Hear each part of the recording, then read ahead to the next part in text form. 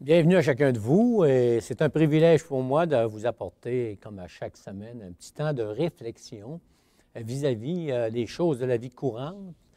Et quand je dis privilège, c'est parce que souvent, on a des opportunités dans nos vies et on ne voit pas ça comme un privilège parce qu'on est habitué.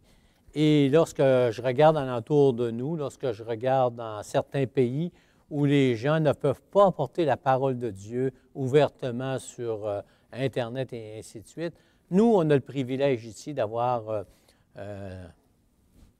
l'opportunité de prendre un temps ensemble avec toute la technologie qui est à notre disposition. Et on a ce privilège de sonder les Écritures parce qu'on sait que Dieu est vivant et que la parole de Dieu, elle est vivante aujourd'hui, elle est plus tranchante qu'une épée quelconque à deux tranchants et qu'elle est écrite pour nous aujourd'hui, elle est contemporaine. Et c'est ce qui nous apporte à chaque semaine de regarder dans les Écritures et de vraiment prendre un temps de réflexion en se posant une question que je pense qui est légitime parce que nous sommes des êtres humains, nous vivons dans des temps assez exceptionnels et souvent on a des particularités dans nos familles, on a des circonstances qui nous arrivent et on est en questionnement. L'homme est un être qui est en questionnement.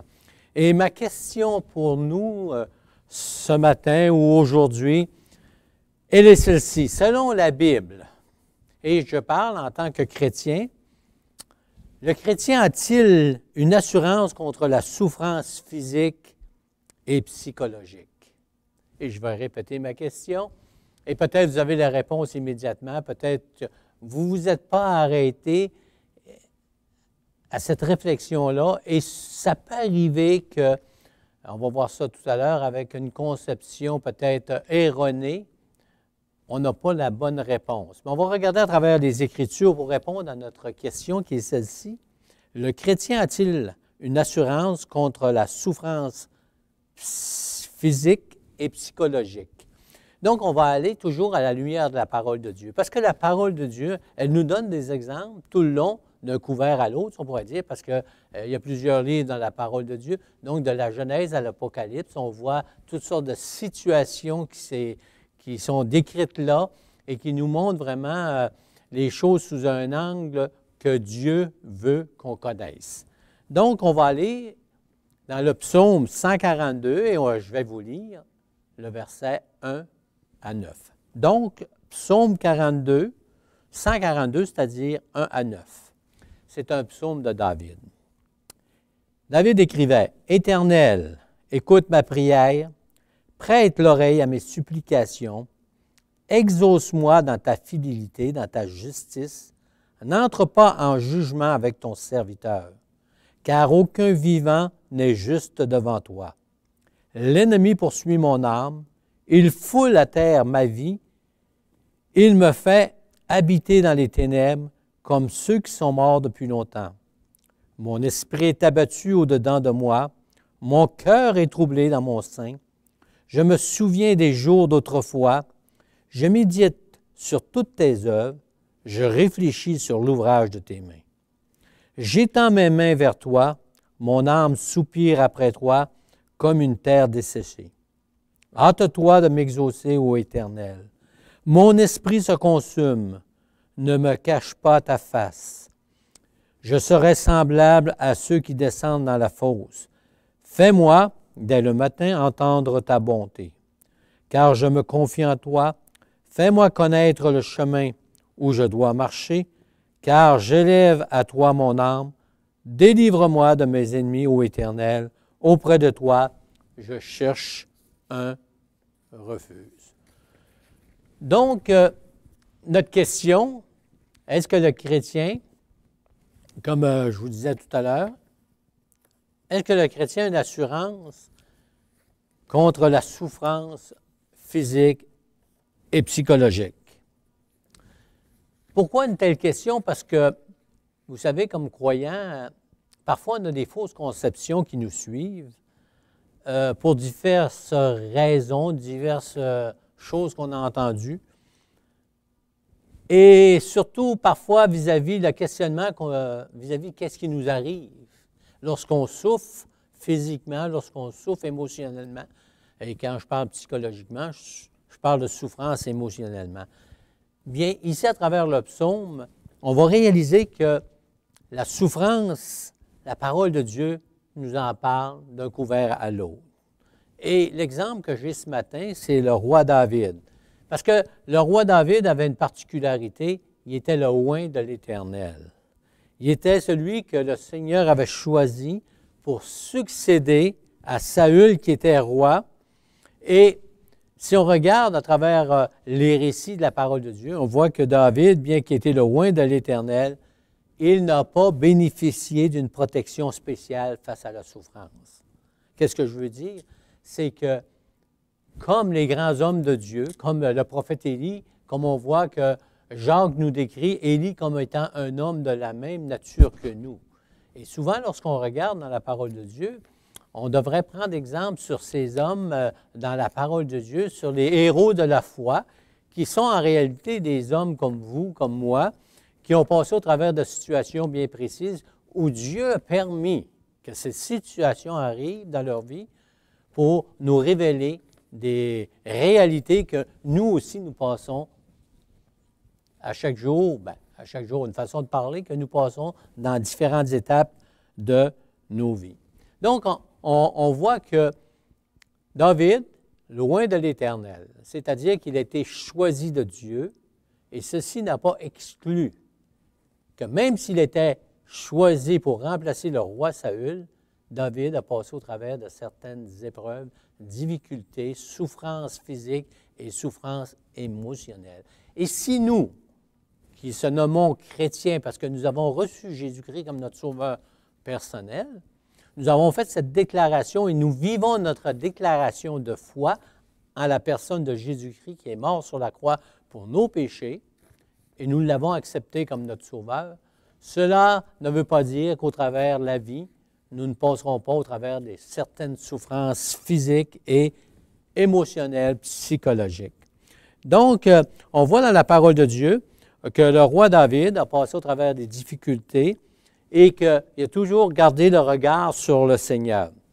On voit dans 1 Samuel, chapitre 22, 1 à 5, juste vous décrire un petit peu la situation, c'est que comme le roi Saül savait que Dieu lui avait retiré son esprit et qu'il avait oint David pour être son remplaçant, Saül en voulait à la vie de David.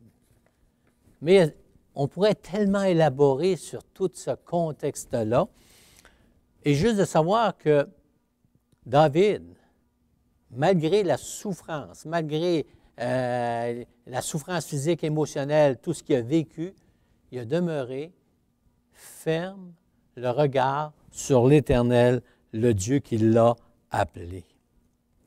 Parce que David, même s'il était un homme, nous dit la parole de Dieu, selon le cœur de Dieu, il va passer à travers sa vie, au travers épreuves, difficultés, et ainsi de suite. Donc, est-ce que c'est pour regarder et dire pourquoi on se pose une telle question? C'est parce que la vie, même si on est croyant, nous amène à nous poser des questions. Et je me pose souvent la question, et comme plusieurs dans certaines situations, pourquoi ça m'arrive, Seigneur? Tu vois combien mon cœur t'aime, combien je veux faire ta volonté, Seigneur, mais pourquoi ça m'arrive? Bien, la parole de Dieu nous dit, oui, ça t'arrive, mais il y a des raisons pour ça. Et ce que je veux partager aujourd'hui, surtout, c'est qu'il n'y a rien de hasard avec le Seigneur, et Dieu veut qu'on retienne certaines choses au travers de ce qui nous arrive. Au travers de toutes les circonstances de nos vies, les bonnes et les mauvaises, on doit apprendre des choses pour garder, si on pourrait dire, notre enthousiasme et continuer d'avancer ici. Et on va terminer avec les 3 points que Dieu veut nous montrer au travers de la souffrance. Donc, la première chose à se souvenir lorsqu'on passe par des temps de souffrance, que ce soit physique ou émotionnel, c'est qu'à nulle part dans la parole de Dieu, Dieu ne nous a jamais promis que tout allait baigné dans l'huile, excusez l'expression, que tout allait aller sur des roulettes. Non, aucun endroit dans la parole de Dieu, on voit les hommes, les femmes de Dieu, où ça va toujours bien dans leur vie. À cause du péché qui est entré dans le monde, à cause de notre nature humaine, bien, on voit que on passe au travers des difficultés, mais dans son amour. Et c'est ça qui est important. Lorsqu'on a la conception, la bonne que Dieu veut qu'on ait, on est capable d'aller plus loin dans notre démarche spirituelle et de demeurer dans l'assurance de notre appel. Et lorsque on regarde tout ça, on regarde la vie des hommes de Dieu et qu'on voit que ce soit dans l'Ancien Testament, Dieu n'a pas promis aux prophètes ou qui que ce soit qu'il n'allait pas avoir de souffrance.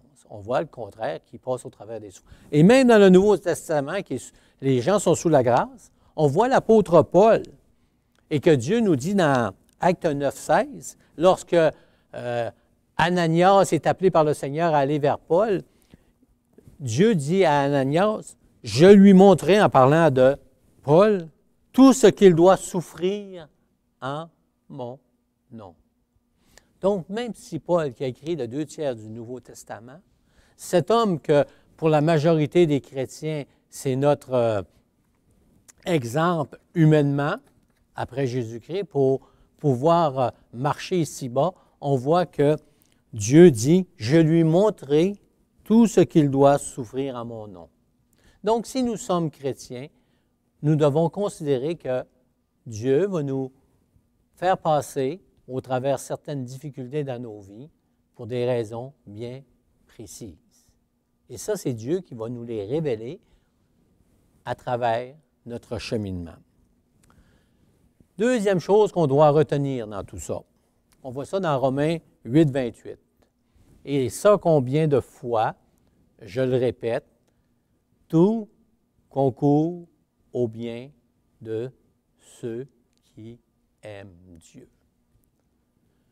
Et au travers, peu importe l'épreuve, peu importe qu'est-ce que vous pouvez passer, qu'est-ce que je peux passer, bien Dieu me dit, ça va concourir à ton bien.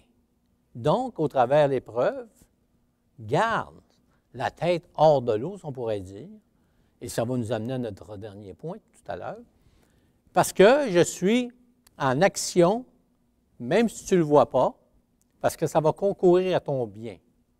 Il va se produire quelque chose, même que tu aies passé cette épreuve-là, même que tu aies passé tout ce qui t'arrive, il va arriver quelque chose que tu vas grandir dans ta foi.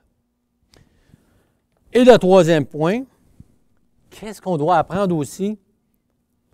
Comme le roi David, qui passait dans ses difficultés, Dieu était sa haute retraite. C'était son refuge. Et au travers de l'épreuve, Dieu veut nous apprendre aussi à garder le regard, non pas sur les circonstances, mais à garder le regard sur sa personne. Et comme on a entendu ce dimanche matin, pasteur Jean Rouland, qui était notre invité, nous parler des couronnes, nous parler des bénédictions de Dieu, et ça faisait du bien. Et on doit se souvenir aussi qu'au travers des épreuves, bien, on doit apprendre à garder le regard sur Dieu parce que c'est juste des choses passagères sur cette terre. Les choses éternelles ne sont pas ici sur cette terre. Ils sont sur l'autre côté.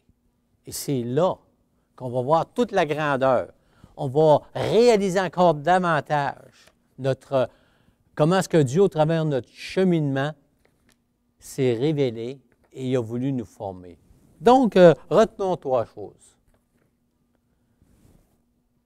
Dieu n'a jamais dit qu'on ne souffrait pas. Au contraire, il nous avertit qu'on va avoir des tribulations. On doit se souvenir aussi que peu importe ce qui nous arrive, tout concourt à notre bien, même si on ne comprend pas. Dieu va faire ressortir quelque chose de grand pour sa gloire et quelque chose que si on garde le regard sur lui, qui va être pour notre fortification intérieure aussi.